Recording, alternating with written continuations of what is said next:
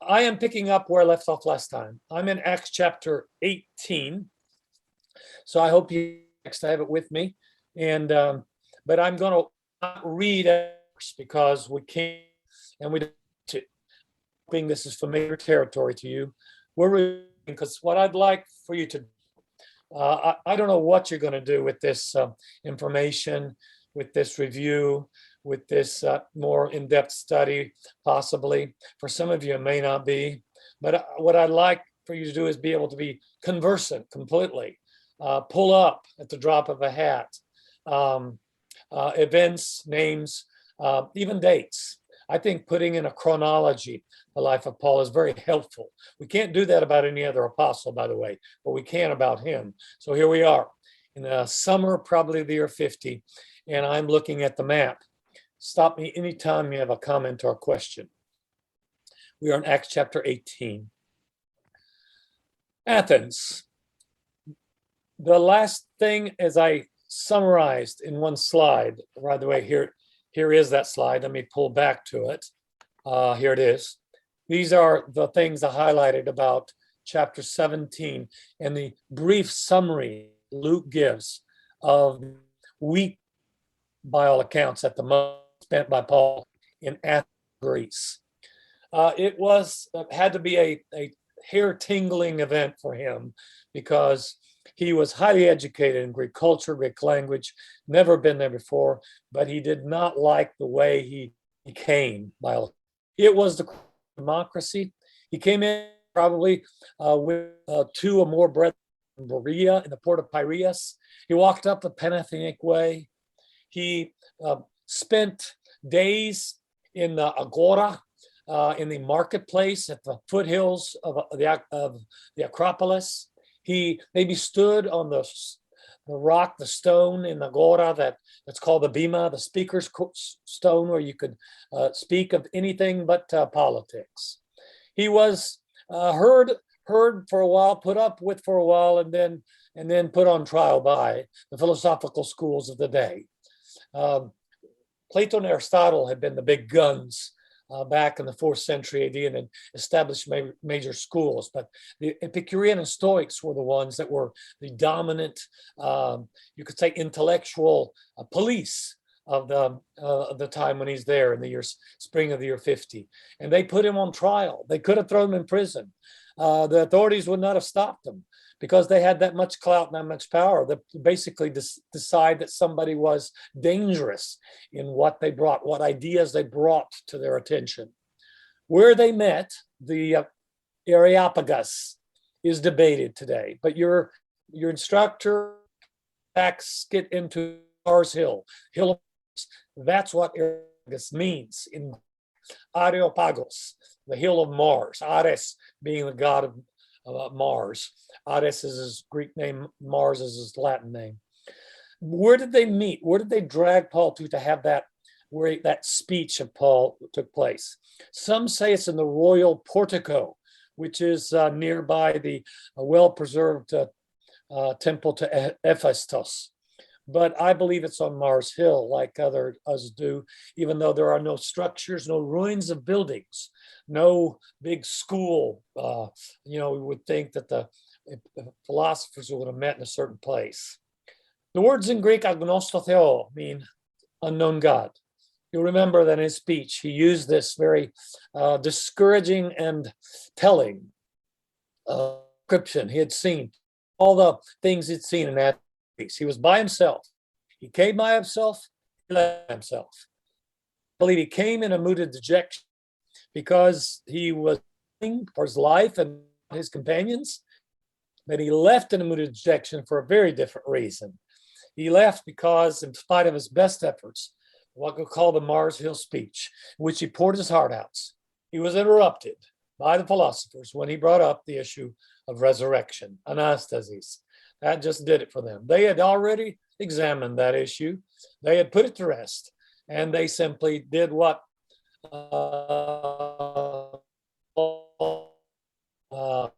wouldn't have liked to be ignored. They said, "We'll hear you next time, maybe."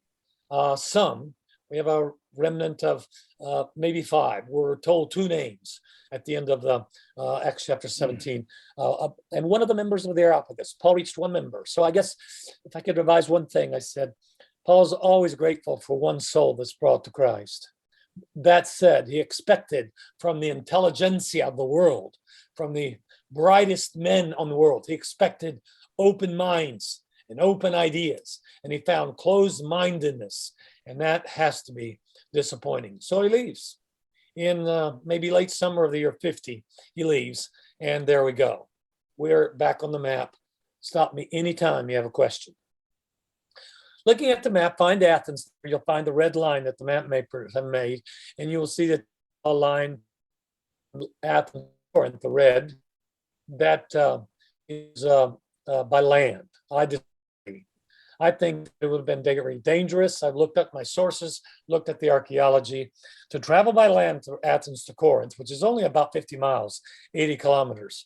I've done it many times as I lived there. Now there's a nice 4-lane highway both ways that the Greeks have built. But that said, back then there was a narrow path along the edge of the rocks. It's very rocky, and there would have been bandits galore.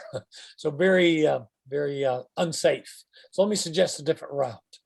Paul went down, caught a boat from the port of Piraeus in Athens, and sailed those 50 miles and came to the eastern harbor of Corinth, which was the largest city in this whole part of the world. Corinth was the 3rd largest city in the Roman Empire at that time, with 700,000 people. We have that from a source of the time, which also tells us that there were about half of them that were slaves and half of them that were free people. A reminder to you of the impressive presence of slavery as an important part of the Roman Empire as such. Now, I'm going to quickly walk through these items you got on this single slide.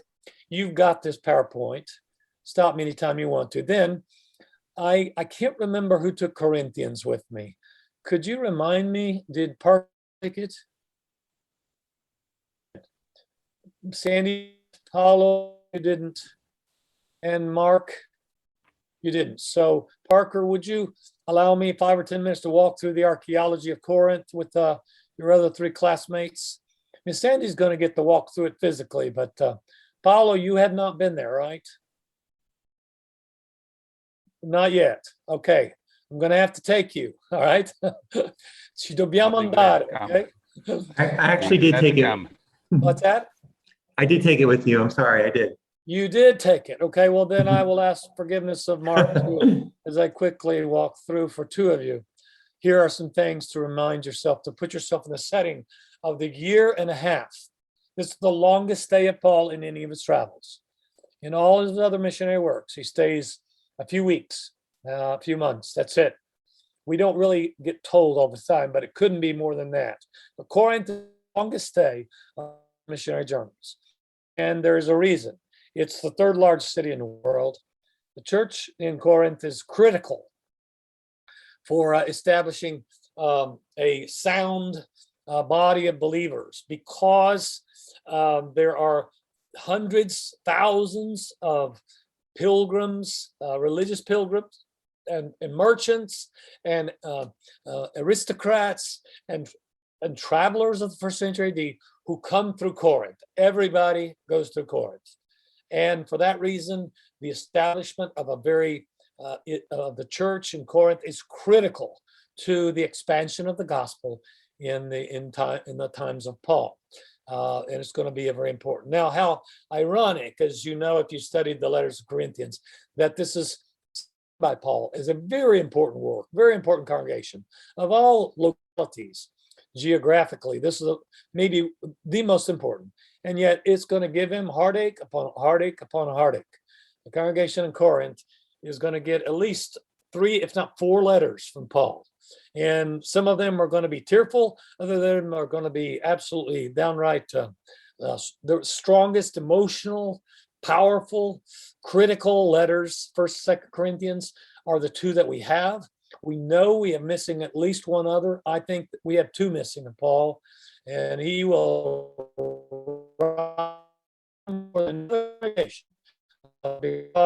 because he spent a year and a half there. Now, that doesn't mean 18 months, but something like that, between the summer of the year 50 and the late of the year 51 and the beginning part of 52. And here are some things I'd like to highlight on the screen, and then I'll show you. First of all, Corinth strategic isthmus means the narrow connection of land that connects northern Greece with Attica, where Athens is, with Peloponnese, which is a three-fingered kind of peninsula. That's the lower part of Greece. I'll show you the map in a second. Let me turn back to it. Look over. Do you see where Corinth is? It's on the isthmus, which is the narrow stretch. Why it's so important.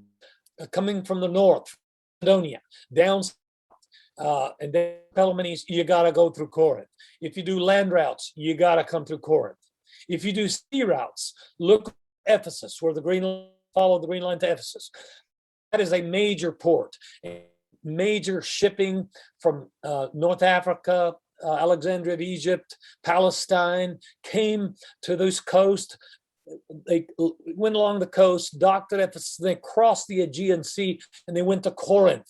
Corinth was like a critical sailing avenue.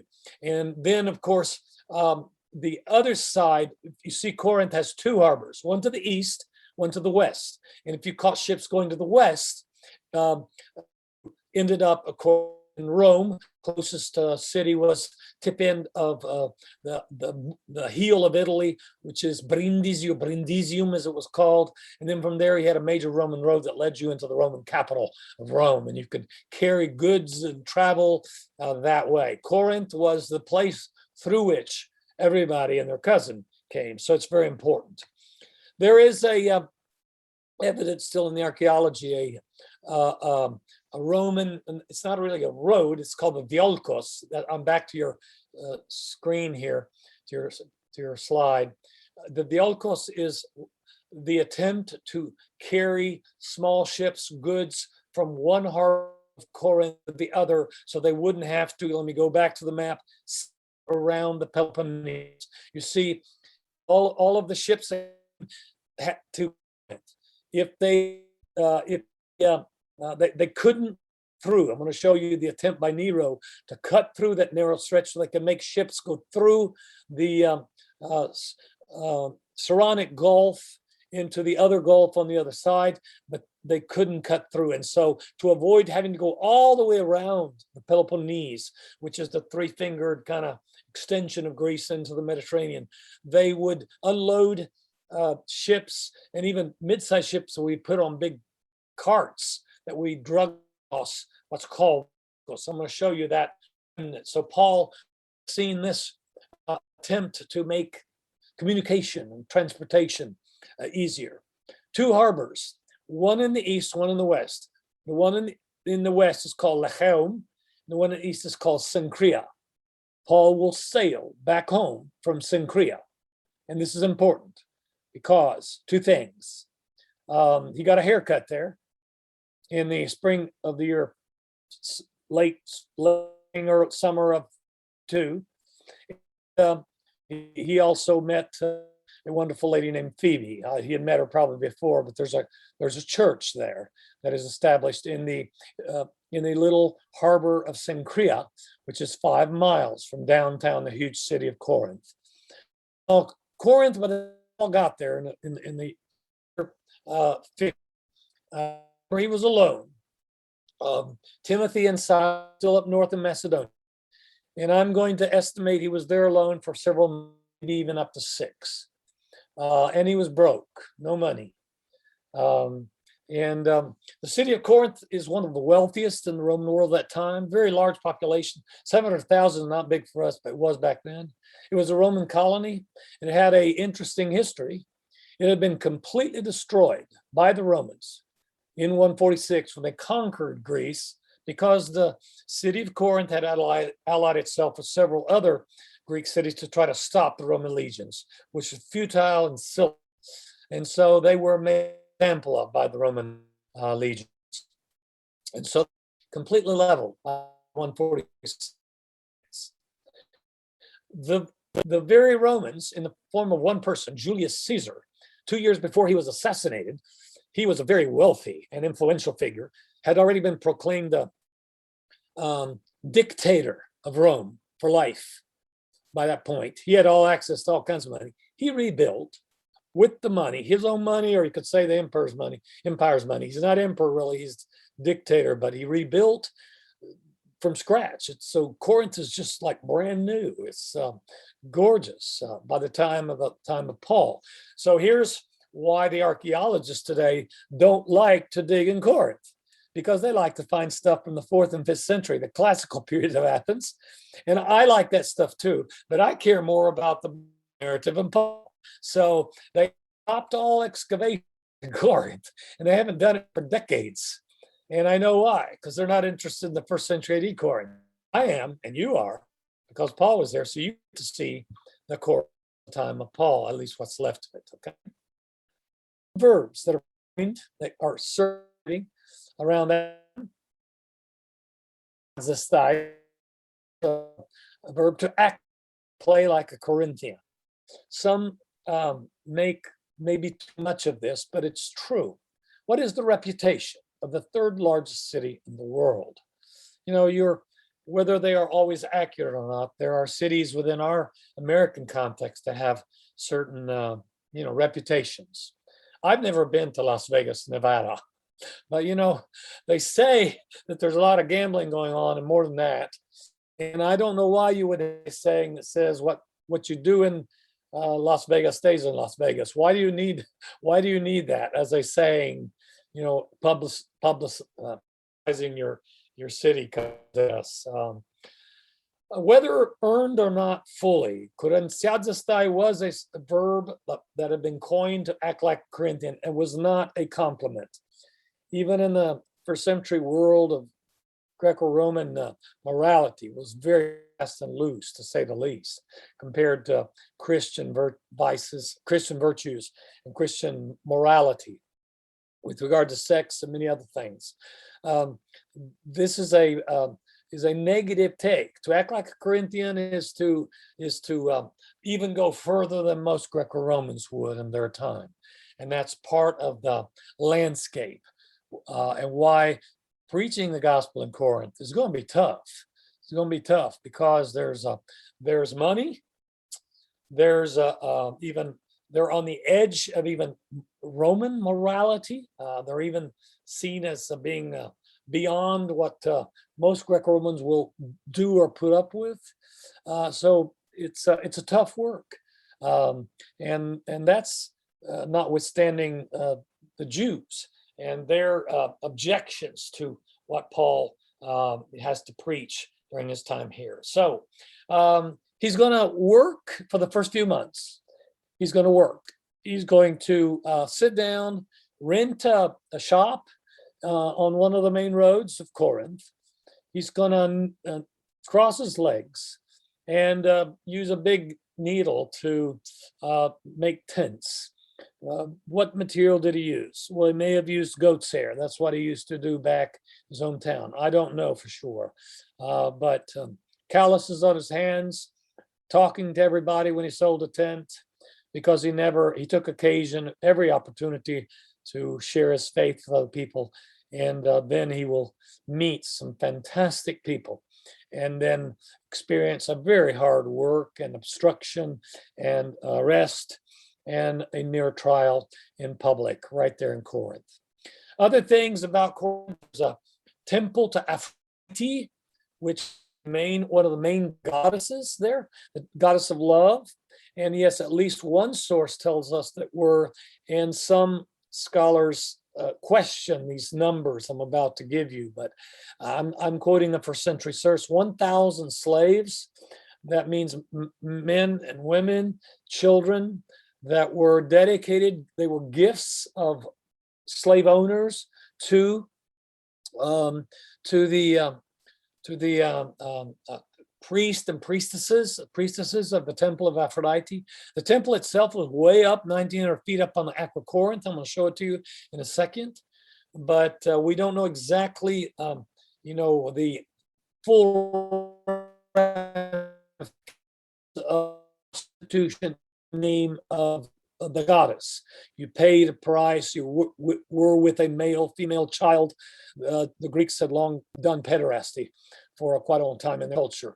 The Romans not, but the Greeks, when they were conquered by the Romans, will be influenced in these kind of very sexual perversions that the Greeks have been involved in for the last 3 or 4 centuries.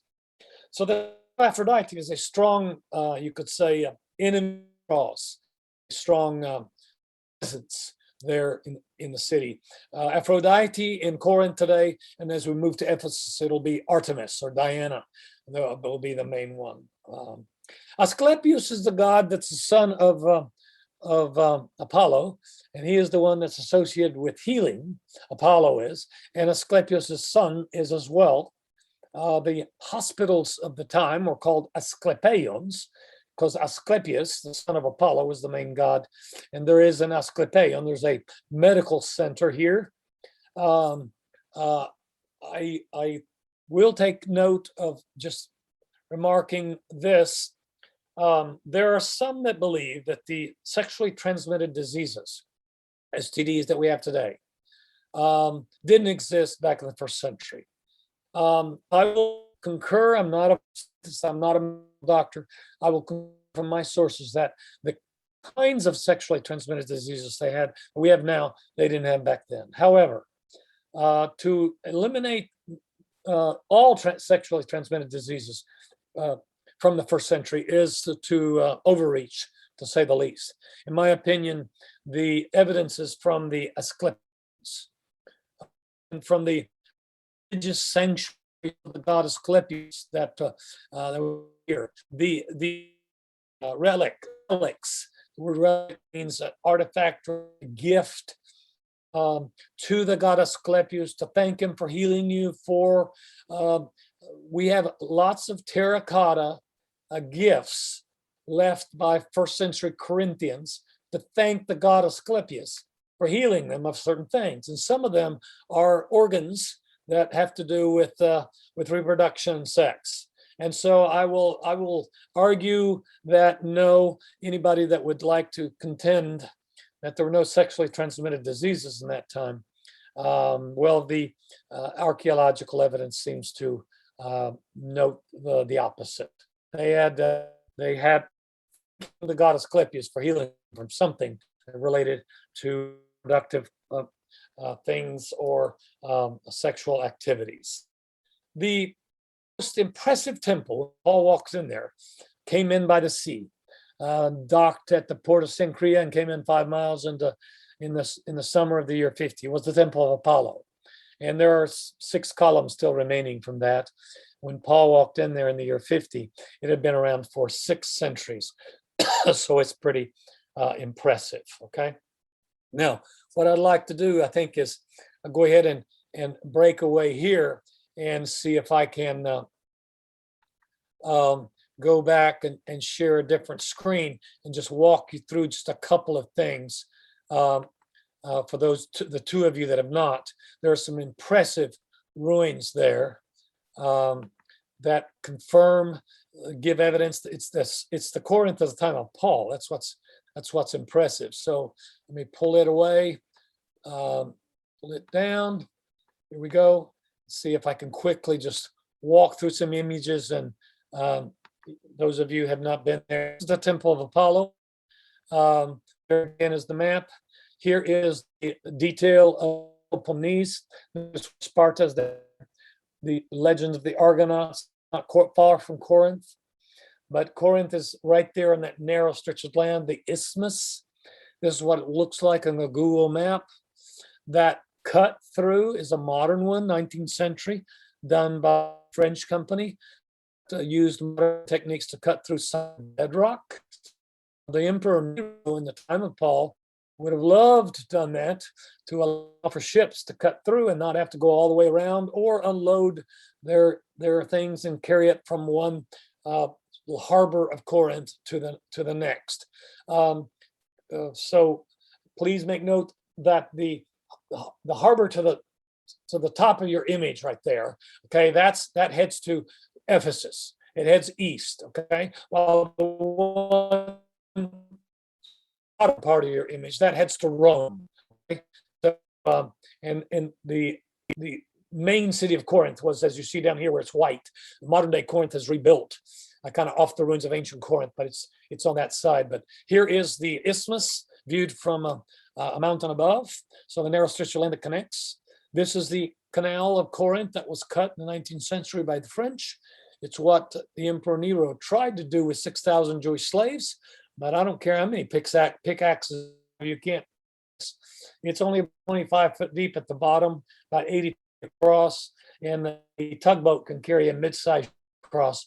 And they're doing today what Nero and the emperors back then wanted to do, which is to avoid having to all the way around. So this is what it looked like from the ground. Looking at the cut in the isthmus, and they even built some protection so the waves of the sea won't bother the ships that are sailing through there. Now you're looking at the Diolkos. That was there in the time of Paul. Since they couldn't carry the ships across through that canal, it wasn't there. They couldn't cut it. They would unload the cargo, put it on big carts that were pulled by sheep. 50 sheep. I didn't know that sheep could do that, but they would. This is the Diolkos, the road that was used to transport stuff from one harbor to the other of Corinth. So a lot of transportation, communication, merchants, a lot of things going through. This is the Diolkos. It's halfway underwater now, but it's still a reminder of the first century means of transportation and communication. Julius Caesar, here he is, the bust of the man who rebuilt Corinth back in 46 AD. He was killed 2 years later, but it was his money, his idea to rebuild the city of Corinth at that time. This is, again, another emperor. What does it say out beside your slide? I can't see. Does it have a name out the side of the slide? No. Okay. I think this is Octavian Augustus, but I'm not going to be sure. But these are images of the men in charge of the world. The first emperor of Rome was Octavian Augustus from 30 BC to 14. Then his son Tiberius, 14 to 37. Then a crazy emperor for years, Caligula, from 37 to 41. And then the one that's mentioned in the Bible, in the book of Acts, which is Claudius. Claudius will rule from 41 to 54, then be assassinated by Agrippina with a poison mushroom, his third wife, and Nero is going to be the emperor. So I don't recall if this is Claudius. I'm trying to remember. I apologize. I should have reviewed. This is Nero for sure. So I think this is Claudius. That was the emperor in the spring of the year 51 and 52. Okay, so in charge of the world at that time, and he will be assassinated. And then his son Nero is easily recognizable because he's youthful. He grows sideburns because that's all he can grow. He is made emperor at the age of 16 when his mother kills Claudius to put him on the throne. And that's part of the narrative. Here we are back again, looking from the Aqua Corinth at the narrow stretch of land, just walking you through just to place you there. Is what we have covered archaeologically of the Corinth at the time of Paul, the year 50, 51, 52. Again, into 50, all of 51 and parts of 52. You see that the heart of Corinth has been recovered. The Aqua Corinth down at the bottom is 1,900 feet up in the air. That's where the Temple of Aphrodite is. But the main activities that are connected with prostitution did not take place up there 1,900 feet up in the air. They took place downtown Corinth. They made it easy for people to pay for services and give gifts to the gods. It was a business. The temples were like banks. And we will see that as we move to the temple of Artemis in Ephesus as well. I'm walking through just some quick things in the city of Corinth and remains. This is in Latin, but you see the word Caesaris. That's a temple. Julius killed in 40, and then first emperor will honor him by making him a god in his afterlife and by making it a title for all emperors. You're looking at a survey of the heart of Greeks, modern homes around it, red terracotta roofs. If those homes could be moved, but there are modern Greeks that don't want you to, and I understand it, then more of the ancient Corinth could be excavated. But in the middle there, you see the Temple of Apollo. So we're getting closer to it. There it is over to the left from the 6th century before Christ, Paul. There's means shops and butcher, and there's a main road called the Lechi Road. Here are walking through ruins of Corinth of the time of Paul. Those are shops. So you see a covered all little what look like stalls. They were shops at the time of Paul, and maybe he rented one of these to set up his shop as a tent maker and sell things. This is the main agora. They used to have races in here. This is a part of the hospital, the Asclepion. This is just a reminder to you that the archaeologists had to dig nearly 40 feet to find the layer of first. There are other layers. For example, look over to the left, the middle, Byzantine structure. That architecture there is from the 5th, 6th, 7th century AD, but then down further below is the 1st century AD. So the Corinth at the time of Paul was overrun by barbarians. It was destroyed by earthquakes, rebuilt, and Corinthians rebuilt elsewhere.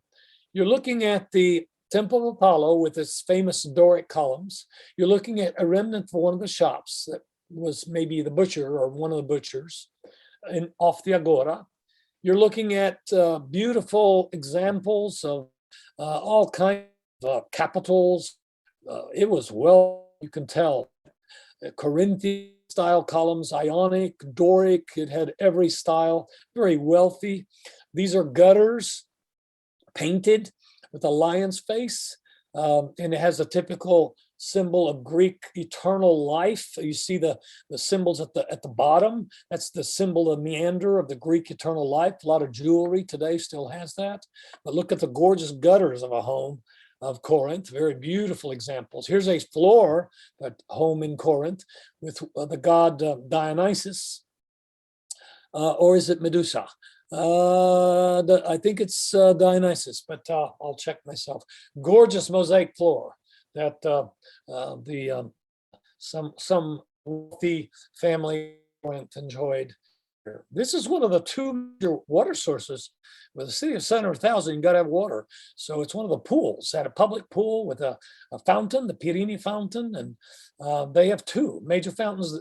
This one is still active. That is, the water still runs in there. But this is one of the places that Paul could have enjoyed, a public pool. Right nearby there is where we found a stone of the Jewish synagogue. So some archaeologists think that that's where the synagogue, the angry Jews that are going to drag him into the Agora and put him on trial, or try to, they're going to be from just on the top of this image right here. Here's the major road, the Lechaon Road, that heads to the port of Lechaon, where the ships went to Rome. Look, it's wide, it's got sidewalks, it's got rain gutters, and look way up top. That's the Acrocorinth. That's where the Temple of Aphrodite was, way up top there. But see where that green trees are at the end of this road? That's where the Agora is. We think that the major activity of the Temple of Aphrodite was actually under those trees. So it hasn't been excavated yet. So there's no way people would climb. It takes a goat to go up there. Today, it's easy to travel on a car or a bus. You can go nearly to the top. But back then, it was way up there.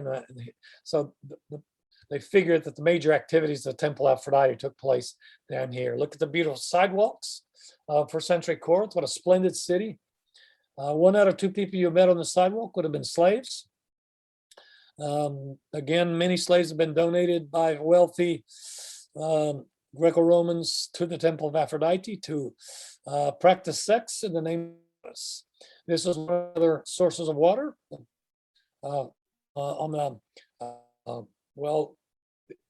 You saw, and that's where the pool is, and this is the other source of water for this massive city.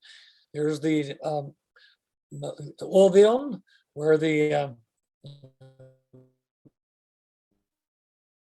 public meeting. So you see the seating there of the Odeon. Here are the starting lineups for races. Okay, you see those pegs in the ground. They would start, 100-yard dash, and they would take place. Corinth is one of the 4 places where Olympics have been going on ever since the 8th century before Christ. Mr. Sandy. Oh, okay. Sorry. You're good? Okay. I thought your hand was up. Okay. This is the starting lineups for the races. Please just unmute yourself. Here's the Temple of Apollo with this beautiful Doric columns. This is the earliest way in which the Greeks will do temples to their gods. They will solidify 3 steps. Those fluting of the columns are meant to imitate the ways to see. The is from the 5th century before Christ. Parthenon is in the Doric, but then they will move to more elaborate styles with the Ionic and the Corinthian. Here, an image of the Aquarium. Now you're on top of Corinth looking down. That's how far up it is from the mainland. You see one of my students is over there on the edge, but that's all that remains of the Temple of Aphrodite today. It's been completely despoiled over time. I got another reminder, that which God makes survives into eternity. That which man makes does not. I don't care how beautiful or big it was back in its time. Here are other temples in downtown Corinth to actually imperial family or minor gods. This is a beautiful Corinthian capitals on this one. Here is a image in a inscription in Corinth that's been found. It's my hand, my watch, in that blurry, and it says Theophilon. Theophilon. If you can read the second line, I'm pointing to the lambda in the Greek language. It looks like an upside down V to you. That's actually a capital L. Okay, so Theophilon. That's a word, a name. Most excellent Theophilus. When Luke writes both the book of Acts and the Gospel of Luke, he dedicates it to a real person called Theophilus. And I believe that this kind of archaeological evidence, I don't think this is the Theophilus. I think it's archaeological evidence that proves that Theophilus was a real aristocratic name used in that time. And he dedicates the first reading of those 2 great works of his, the Gospel of Luke and Acts, to a real aristocratic Roman. He was trying to set the record straight, Luke was, as to who the Christians were and who Jesus was, what he had done and said. This is a remarkable find. It's the inscription over the synagogue in Corinth that will have a lot to do with Paul. There are the last 4 letters in Greek. There's Aios, synagogue Hebrew people, inscribed in a rough way. This was over the top of the door. Synagogi Abraios. It's right there. Again, the last part of synagogue and the first part of the word Hebrew. Just archaeological evidence. Bema, here again, like in Athens, Bema, speaker's corner or judgment seat, can be both, okay? Is a very important moment in Paul's life. This is the Bema in Corinth. All the stones made the beautiful, where the beams are shoveled by of the Bema. And that's where the governor of Rome, Gallio, will sit 8 feet above the prisoner Paul as he hears his case, but then throws it out. And we'll remind ourselves of that as recorded in Acts chapter 18. In the year 51, 52. There's the column. We don't know if that one's for the 1st century or not. Let me give you a closer detail of it. Was Paul chained to this column? That's where prisoners were chained as they looked up the feet of the Roman governor as judge, as they were dragged in for everybody to be judged. This is where you were tied. Paul will not be put on trial. Gallio will throw the case out. If this is not a stone, it's a stone, it's the one that will briefly be associated with. I think I will, let's see if I can get it. Yeah, there it is.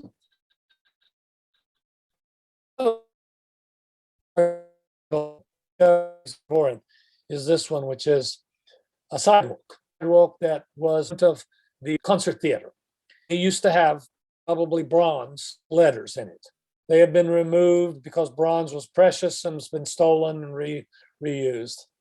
But if you can read it there, this is a incredible testimony, evidence that confirms our faith, because Romans chapter 16 mentions Erastus, city treasure, and this is one of the great, I of any non-believing archaeologist or historian that denies that this is for sure the Erastus. That is the one that is mentioned in chapter 16 when Paul mentions him as city treasurer. So you see here in the writings, Erastus or ediles. So I can't see all of it, but then it has an SP on the second line with a dot in between, then stravit. So the full reading in Latin reads Erastus, that's his name, pro ediles, for pro ediles, the position of city treasurer. And then SP is an abbreviation in Latin for sua pecunia, which means with his own money, stravit. So Erastus thanking the people of Corinth, third largest city in the empire, for electing him to the high position, very responsible position of city treasurer, which took care of sidewalks, aqueducts, water, and many other things, sewer systems. Very responsible position, the third largest city in the world. This is archaeological evidence to the fact that the New Testament does not make up names, does not make up positions. This is incredible. One of the great findings that confirm our faith. Erastus pro ediles sue pecunia stravit, and it's right there in the sidewalk. Evidently, Erastus paid for with his own money, his own salary, the people of Corinth for electing him this high position. Paul convert during his year and a half here, Erastus, a very high position in the Roman Empire. I mean, just short of a governor, he's just below it, and he's a very important position. Here are some other things that confirm the year and a half and the narrative we have here. This one is the most important artifact in the life, in the biography of Paul. Here it is right here. It's in the Delphi, Greece, and it's of stone. And asked to in the stone, a Roman emperor at this time to the Roman governor in Corinth, Gallio.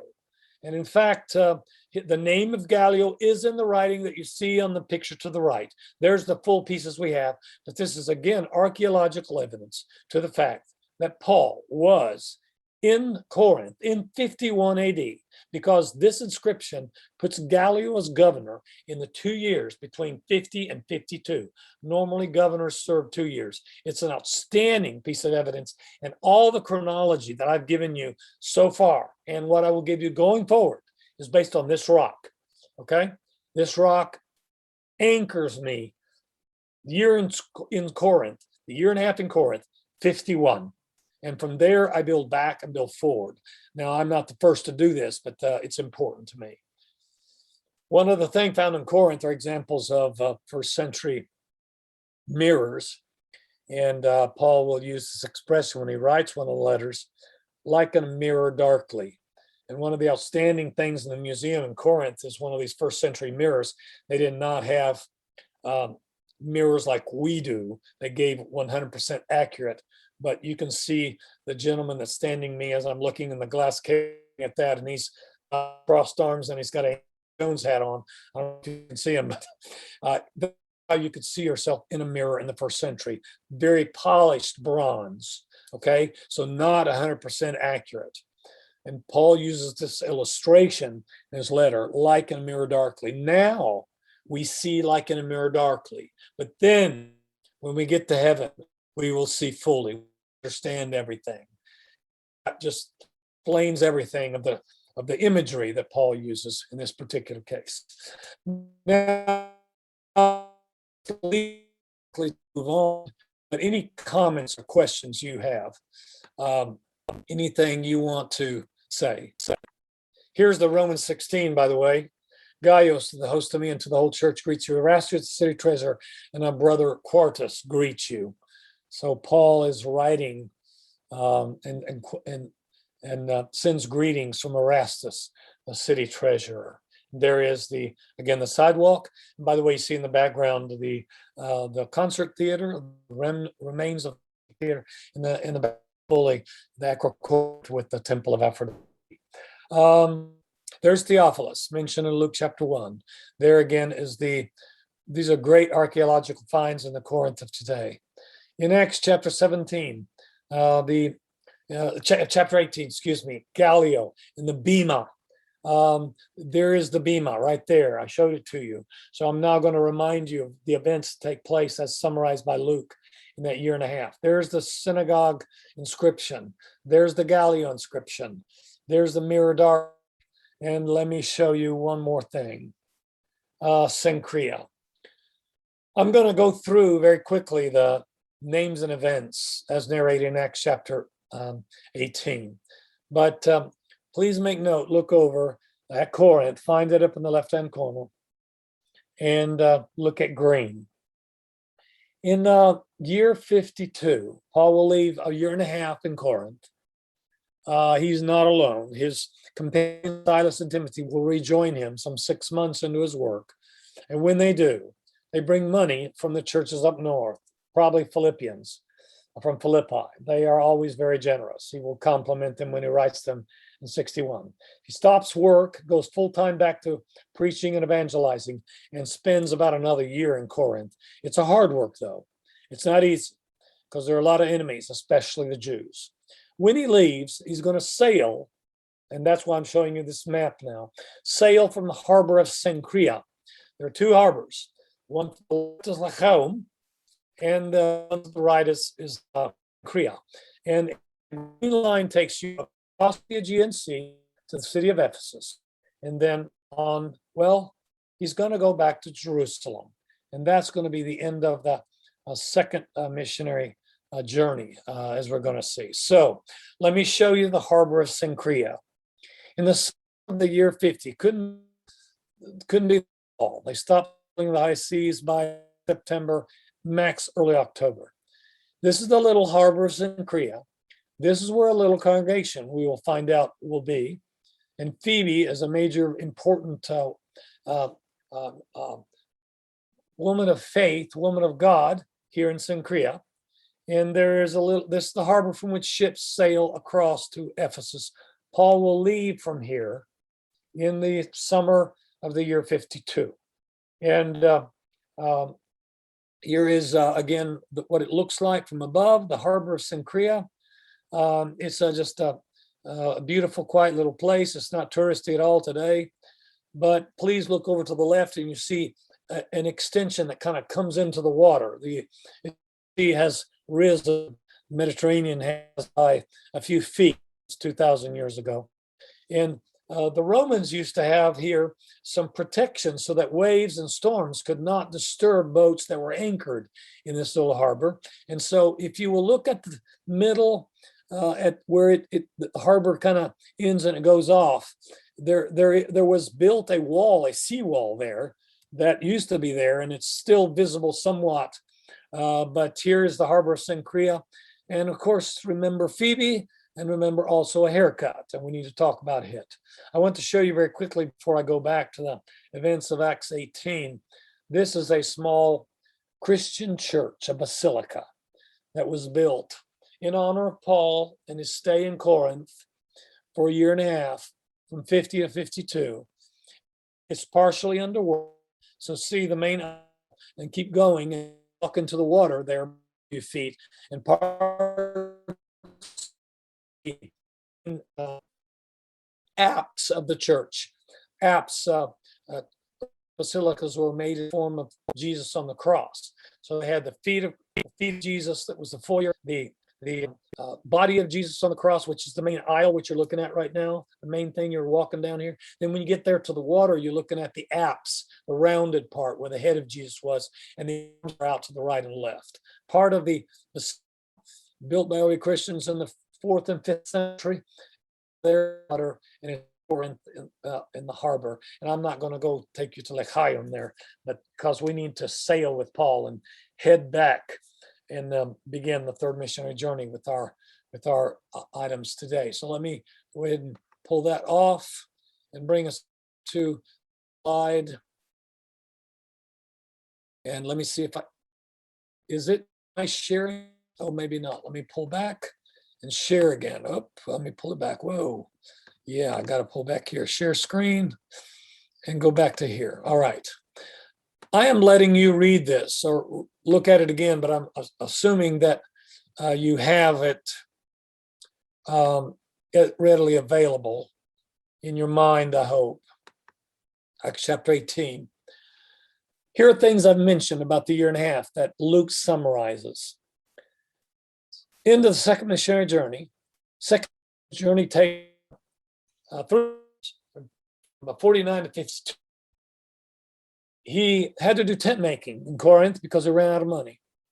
In 1 Corinthians 9, he will argue that men of God, evangelists, have a right to be sustained by the church, but there are times when he chooses to. When he writes the letter to the Corinthians, he will say, I didn't take a dime from you. It's because they really had a problem with money. How ironic that people that are rich have a problem with money. And he doesn't take any help from the Christians that he converts. He works and his income first few months, and then when Timothy and Silas come down from the north of Macedonia, he uses the money that they bring down. He meets this wonderful couple called Aquila and Priscilla. I don't know when it happened, but probably about the time he was about to get discouraged. He hated being alone, and he's been separated for most of the time in Athens. Timothy came down for a little bit while he was in Athens, and he sent him back up north. But he's been mostly alone for several weeks, if not months. And when Aquila and Priscilla, who are also tent makers, also Jews, they are originally from the Black Sea, but they have been in up to this point. But it's the year 50. And in 49, the Emperor Claudius emanated an edict kicking all Jews out of Rome. There was some accusations, some charges. They had started some chaos, some rebellions. It wasn't true. It was false. But there was an edict of the Emperor Claudius in 49 that kicked Jews out of Rome, only out of Rome.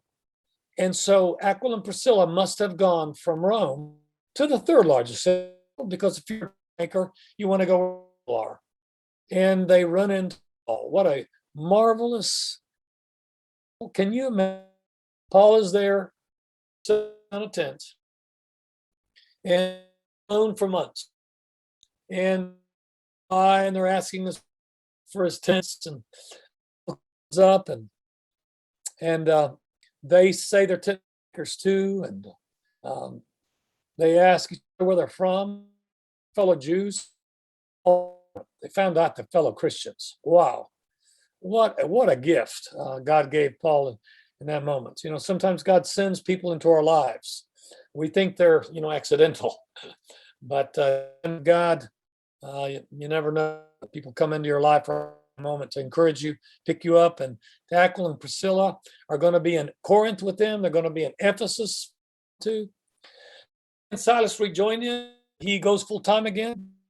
Names that actually brings to your attention that matter Paul in his life. He converted the synagogue ruler. Please make note of Crispus. Wow, that must have been a day. By the way, as soon as Crispus converted, he lost his job. So there you go. The Crispus ruler was converted. How perfect is that? And so he's kicked out of the synagogue, and he has to go next door to the house of Titius Justus. Gaius Titius Justus, like as a typical Roman would be, has three names. So he's obviously a convert too. And now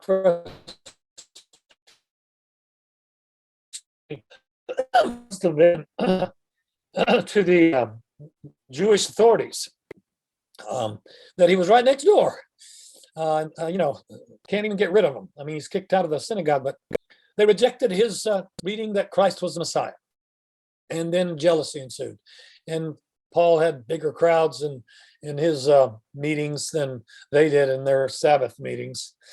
So Paul gets discouraged. No surprise then that God sends him a vision. Jesus sends him a vision of encouragement. But please remember, having all the charismatic gifts does not protect you from discouragement. He didn't use them all the time, and he needed help. You and I are not going to get the visions that Paul got, but we're going to get the sustainment and help of our spouses, our brethren. We're going to send somebody to pick us up if we're open, we're looking for it. I do believe that to be true. Who's Sosthenes? I found in the ruins of Corinth a stone with the word Sosthenes on it. So once again, please credit Luke. He doesn't make up words or names. They're real. Sosthenes is the second synagogue ruler. Sosthenes. Now here's the question. As you read the account of Luke, Sosthenes got a beating, okay? He got a beating by his own Jews. Because, if you remember the story, they grabbed Paul, dragged him to the Agora. There's going to be a trial in front of the Roman governor, Gallio, okay? And Gallio recognizes, as a smart, intelligent man that he is, that this case has no bearing on Roman law and doesn't belong, but he doesn't deserve to give it a moment's time. So he throws the court case out. And the frustration of the Jewish leadership is such that they beat their own synagogue ruler, the new one. Now, why did Sosthenes get a beating? Because he did a bad job. That's what some think in presenting the case to Gallio. Didn't get anywhere at all. Or secondly, they were trying to show their beating their own. So they beat their own, make Gallio rethink his job, which was throw the course case out. If you know the story, it didn't work. So the new synagogue ruler got a beating for nothing either way. That's in the narrative too, okay? So here are names. Aquila and Priscilla, Crispus, Titius Justus, Sosthenes, Erastus, Gallio, and of course, Phoebe and Cenchrea. At the end of his journey, at the end of this 1.5 year hard work in Corinth to establish a hopefully sound congregation, he's going to leave to go home. It's now going on 3 years since the beginning of the third missionary journey, and he and Silas and Timothy are going to go home. And so I'm not going to read that, but do you have any questions or comments? Anything you want to add?